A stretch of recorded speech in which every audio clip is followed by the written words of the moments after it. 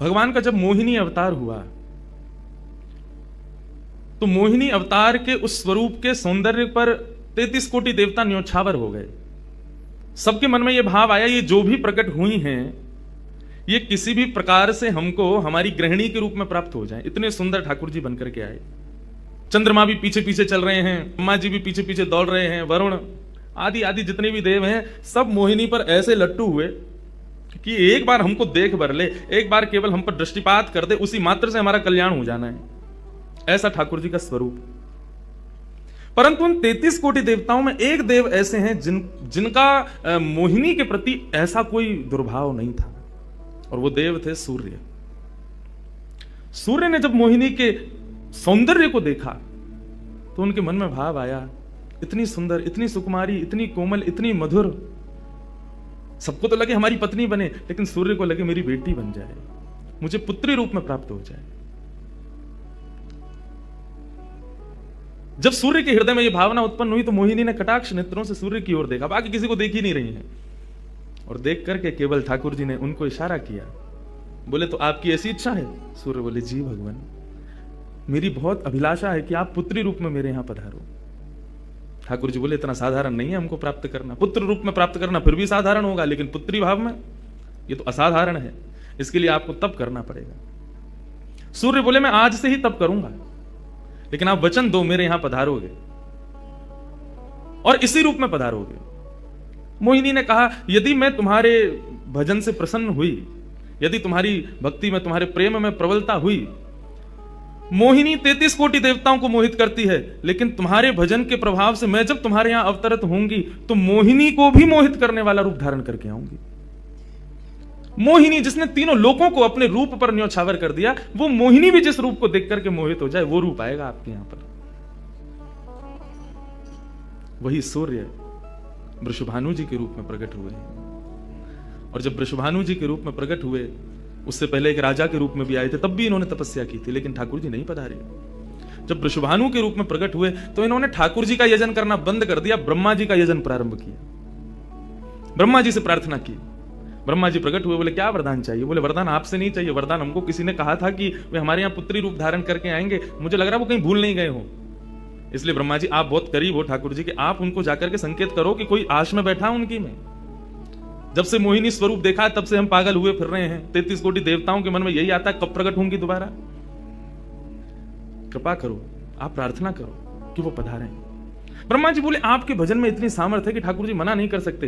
बोले तो फिर मुझे विश्वास के लिए कुछ तो कह करके जाओ। ब्रह्मा जी बोले मेरी जिम्मेवारी बन जाए, इसलिए चलो इस पर्वत के रूप में मैं विराज चाहता हूं। और बरसाना पर्वत के रूप में श्री ब्रह्मा जी विराज गए। ठाकुर जी आएंगे, मैं जिम्मेवारी लेता हूं, इसलिए मैं ही पर्वत बन के बैठा।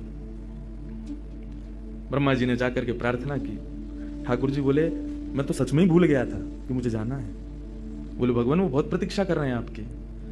वृषभानु जी का भजन कैसा बताया। वृषभानु जी की एक ही इच्छा है कि मेरे पास जो पुत्री रूप ठाकुर जी का आवे।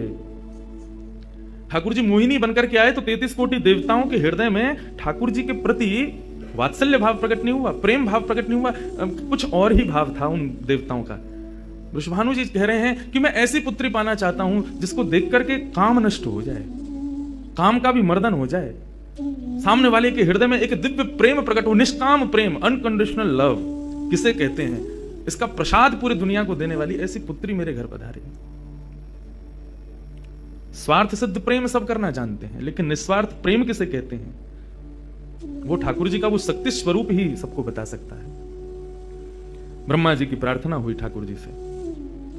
ठाकुर जी अपने वैकुंठ में विचरण कर रहे हैं, विचार कर रहे हैं कैसे करूं, नंद यशोदा के यहां भी जाना है, देव की वसुदेव के यहां भी पुत्र बनना है, पहले से ही 4 मम्मी पापा हैं हमारे, अब ये 2 मम्मी पापा और कैसे बनाऊं, 6 माता पिता। तब ठाकुर जी विचरण कर रहे थे, तभी एक खंभ में मणि, उस मणि में ठाकुर जी ने अपना प्रतिबिंब देखा। ठाकुर जी अपना प्रतिबिंब नहीं देखते, क्यों? बहुत कम देखते हैं। जब श्रृंगार आरती होती लाल जी की तभी इनको प्रतिबिंब दिखाते हैं, और उस प्रतिबिंब में भी इतने इतराते हैं महाराज, उसमें भी स्वयं को देख करके खुश हो जाते हैं, वाह मैं कितना प्यारा लग रहा हूं। अपना प्रतिबिंब ठाकुर जी इसलिए नहीं देखते क्योंकि स्वयं ठाकुर जी मोहित हो जाते हैं खुद ही पर। जैसे ही ठाकुर जी ने स्वयं का प्रतिबिंब देखा, प्रतिबिंब देख के आगे बढ़े, लेकिन ठाकुर जी मन में विचार करने लगे मुझे सबके स्वभाव प्रिय हैं, लेकिन अपना यदि देखूं तो अपना प्रतिबिंब बहुत प्रिय है। जब स्वयं को देखता हूं प्रतिबिंब में तो ऐसा लगता है कि मानो जो सबको मोहित कर रहा है वो स्वयं को जब देखे तो खुद भी मोहित हो रहा है, क्योंकि प्रतिबिंब कभी झूठ नहीं बोलता। प्रतिबिंब का ये स्वभाव है, आप जैसे हो वैसा आपको दिखाता है। ठाकुर जी ने जब प्रतिबिंब देखा, अपने उस प्रतिबिंब स्वरूप को ठाकुर जी ने स्थिर कर दिया, और स्थिर करके अब तो ठाकुर जी लाए महाराज लक्ष्मी जी की पूरी पेटिका लेकर के आए श्रृंगार की, और अपने प्रतिबिंब स्वरूप को ही उन्होंने श्रृंगार करना प्रारंभ किया। किशोरी जी के श्रृंगार का इतना भाव बताते हैं, किशोरी जी की नथ बेसर ऐसी, किशोरी जी के कान के कुंडल ऐसे, किशोरी जी के पांव की महावर ऐसी, क्यों ना हो, क्योंकि श्याम सुंदर ने श्रृंगार किया है। किशोरी जी का जो स्वरूप है वो ठाकुर जी ने उसका श्रृंगार किया है। नारायण बैठे महाराज सिंहासन लगा करके अपने प्रतिबिंब का ही श्रृंगार कर रहे हैं। मोर पीछ हटाया, मुकुट उतार के दूर रखा, घुंघराले केशों को खोल दिया, नेत्रों में सुंदर सुंदर छोटा छोटा काजल लगाया, माथे पर एक सुंदर बिंदिया लगाई है, होठों पर निर्मल लालिमा लगाई है, गले में हार पहनाया, सर्वांगीण श्रृंगार किया, और लक्ष्मी जी की चुनरी ला करके जैसे ही शीश पर से चढ़ा करके ठाकुर जी ने थोड़ा सा जो श्याम रंग है उसको जैसे ही गौरवर्ण किया, वैकुंठ के उस प्रतिबिंब में से मानो जैसे सूर्य चंद्र का एकाकार रूप प्रकट हो गया हो, इतना तेज पुंज प्रकट हो गया कि ठाकुर जी भी अपने नेत्रों को छुपाने लगे। थोड़ी देर नेत्रों को बंद करने के बाद जब बड़ी धीरे से ठाकुर जी ने जब अपने प्रतिबिंब की ओर देखा तो किशोरी जी का दिव्य स्वरूप वहां प्रकट हो गया। ठाकुर जी ने दंडवत किया, पहले प्रणाम, हे श्याम सुंदर, आपने ही मेरो निर्माण कियो है, आपने ही मुझको प्रकट कियो है, क्या भाव है? ठाकुर जी बोले कोई भाव नहीं है, केवल मोहिनी भाव से 33 कोटि देवता मोहित हुए थे, लेकिन मैं मोहित नहीं हो पाया था, इसलिए तब से मैं भी तड़प रहा था कि मुझे भी कोई मोहित करे, उस मोहिनी को भी मोहित कोई करे। वो स्वरूप आज प्रकट हुआ है। धर्म की स्थापना हुई, ज्ञान की स्थापना हुई, भक्ति की स्थापना हुई, वैराग्य की स्थापना हुई, लेकिन अंततो गत्वा इस संसार का सार जो प्रेम है उसकी स्थापना नहीं हुई है। उसके लिए आपका अवतार धारण करना अति आवश्यक है। आप मेरी शक्ति हैं, आप मेरी आत्मा हैं। पूरा विश्व और पूरे विश्व की दिव्य चेतना किसकी प्राप्ति के लिए दौड़ रही है कि आत्मा एक दिन परमात्मा में मिल जाएगी, लेकिन उस परमात्मा में आत्मा जो विद्यमान है वही तो किशोरी जी हैं। उस आत्मा की परमात्मा की जो आत्मा है वही तो श्री राधा जी हैं। लोग उनके रूप को नहीं समझ पाते। किशोरी जी से प्रार्थना की ठाकुर जी ने कि आप पधारो और प्रेम की स्थापना के लिए आप भूमंडल पर सूर्य के ही अवतार वृषभानु जी के यहां पर आप अवतरित हो। तब किशोरी जी ठाकुर जी की बात मान करके और वृषभानु और कीर्ति के यहां पर अवतरित होती है।